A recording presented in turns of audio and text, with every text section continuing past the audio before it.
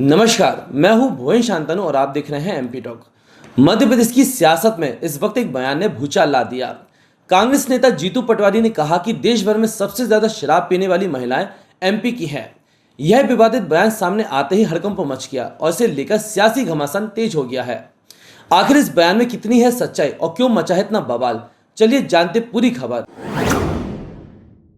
मध्य प्रदेश कांग्रेस अध्यक्ष जीतू पटवारी के एक बयान से प्रदेश की राजनीति गर्मा गई है। पटवारी ने बीजेपी सरकार पर नशा, बेरोजगारी और कुपोषण जैसे मुद्दों को लेकर हमला बोला। इसी दौरान उन्होंने कहा कि पूरे देश में सबसे ज्यादा शराब पीने वाली महिलाएं मध्य प्रदेश की हैं।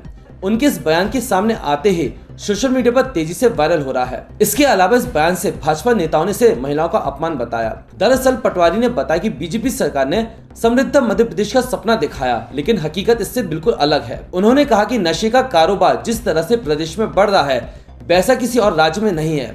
पटवारी ने आरोप लगाया कि मुख्यमंत्री कभी भी इस समस्या को रोकने के लिए गंभीर नहीं हुए।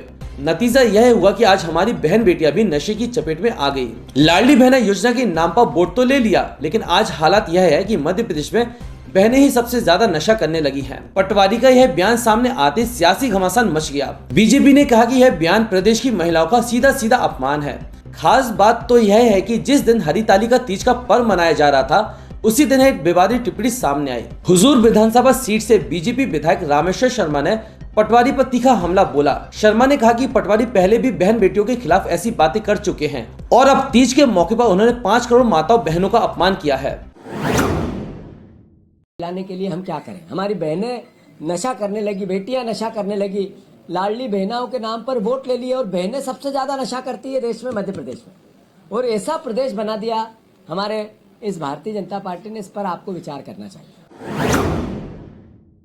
हाल ही में आप राहुल गांधी जी से मिलकर आए हो, तो इसलिए स्वाभाविक रूप से है कि आपका विचार बदल गया है। लेकिन आज संपूर्ण भारतवर्ष में, संपूर्ण मध्य प्रदेश में भारत की बेटियां, भारत की माताएं, बहनें हरतालिका तीज मना रही हैं, वो प्रार्थना कर रही हैं देवी से और निर्जला है आज व्रत। देखिए, कांग्रेस के प्रदेश अध्यक्ष श्रीमान जीतू पटवारी जी से मैं हाथ जोड़ के प्रार्थना करूंगा कि पहले भी आप महिलाओं का अपमान कर चुके, उनके बारे में भद्दी टिप्पणी आपने पहले भी की है, जिसके लिए आपने माफी मांगी। कि अगर आप में भारत का विचार आ गया हो, आप भारत की परंपरा को समझ गया हो और भारत में नारी के सम्मान को समझ गए हो और आज हरतालिका तीज के पर्व को समझ गए हो, तो इस प्रदेश अध्यक्ष जीतू पटवारी जी को थोड़ा सा ज्ञान दीजिए और मध्य प्रदेश और देश की महिलाओं से माफी मांगा।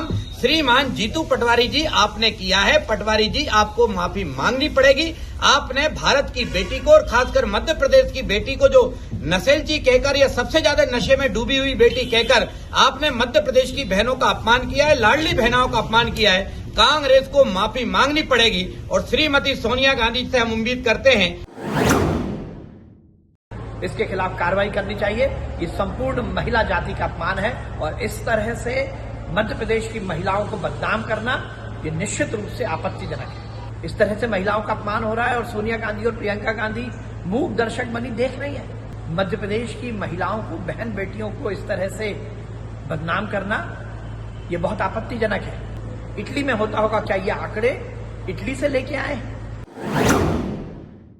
सियासत में बयानबाजी कोई नई बात नहीं, लेकिन जब मामला महिलाओं की गरिमा से जुड़ा हो तो राजनीति की लड़ाई और भी संवेदनशील हो जाती है। अब देखना यह होगा कि इस विवाद का सच सामने आता है या फिर यह भी सिर्फ सियासी जुमला साबित होता है। मैं हूं भुवन शांतनु और आप देख रहे थे एमपी टॉक।